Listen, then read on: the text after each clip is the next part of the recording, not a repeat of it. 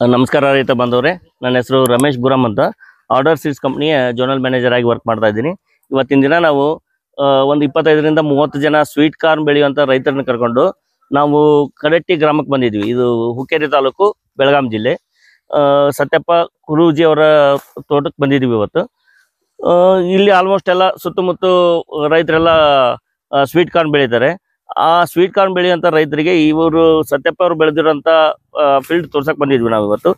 ಇವರೆಲ್ಲ ಮೊದಲು ಬೇರೆ ಬೇರೆ ಕಂಪ್ನಿಗಳದ್ದು ಸ್ವೀಟ್ ಕಾರ್ನ್ ಬೆಳೀತಾ ಇದ್ರು. ಸೊ ಅದಕ್ಕೆ ಕಂಪೇರ್ ಮಾಡಿದರೆ ನಮ್ಮ ಕಂಪ್ನಿ ಆರ್ಡರ್ ಸೀಡ್ಸ್ ಅವರ ಮಧು 11 ಅನ್ನೋ ಏನು ವೆರೈಟಿ ಇದೆಯಲ್ಲ, ಆ ಆರ್ಡರ್ ಸೀಡ್ಸ್ ಅವರ ಮಧು 11 ತುಂಬ ಚೆನ್ನಾಗಿದೆ. ನೆಕ್ಸ್ಟ್ ಟೈಮ್ ಬೆಳೆದ್ರೆ ನಾವು ಇದೇ ವೆರೈಟಿನೇ ಬೆಳಿತೀವಿ.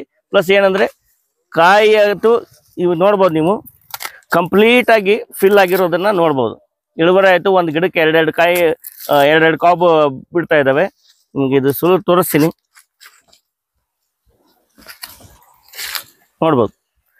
ಕಾಳು ಕಂಪ್ಲೀಟಾಗಿ ಫಿಲ್ ಆಗಿದ್ದಾವೆ, ಪ್ರತಿಯೊಂದು ಗಿಡಕ್ಕೂ ಕಂಪ್ಲೀಟಾಗಿ ಫಿಲ್ ಆಗಿದ್ದಾವೆ. ಸುತ್ತಮುತ್ತ ಬಂದಿರೋ ರೈತರಿಗೆಲ್ಲ ಭಾಳ ಇಷ್ಟ ಆಯಿತು ವೆರೈಟಿ ಇದು. ಮತ್ತು ಈ ವೆರೈಟಿ ಸೆಲ್ಲಿಂಗಿಗೂ ಅಂದರೆ ಕಾಯಿ ಉದುರ್ಸೋಕ್ಕೂ ಭಾಳ ಚೆನ್ನಾಗಿದೆ. ಈ ಥರ ನೋಡ್ಬೋದು, ಸುಲಿಯೋಕ್ಕೂ ಈಜಿ ಇದೆ, ಈಸಿಯಾಗಿ ಬರುತ್ತೆ. ಸೊ ಮತ್ತು ಟೇಸ್ಟಲ್ಲೂ ಮಾತ್ರ ಸಖತ್ತಾಗಿದೆ ಅಂತ ಹೇಳ್ಬೋದು. ಟೇಸ್ಟಲ್ಲಿ ತುಂಬ ಚೆನ್ನಾಗಿದೆ, ಟೇಸ್ಟು ಚೆನ್ನಾಗಿದೆ, ಇಳುವರಿನೂ ಚೆನ್ನಾಗಿದೆ. ನಿಮಗೆ ಒಂದೇ ಗಿಡಕ್ಕೆ ಎರಡೆರಡು ಕಾವು ಸೆಟ್ ಆಗ್ತಿದ್ದಾವೆ.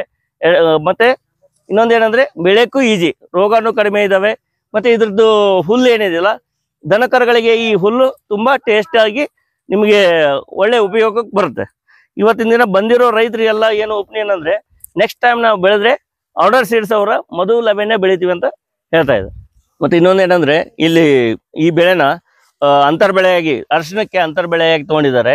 ಅದರಲ್ಲೂ ನಿಮಗೆ ತುಂಬ ಚೆನ್ನಾಗಿ ಇಳುವರಿ ಬಂದಿದೆ. ನಿಮಗೆ ಕಾಬ್ ಸೆಟ್ ಆಗಿದ್ದಾವೆ, ರೋಗನೂ ಕಡಿಮೆ ಇದೆ.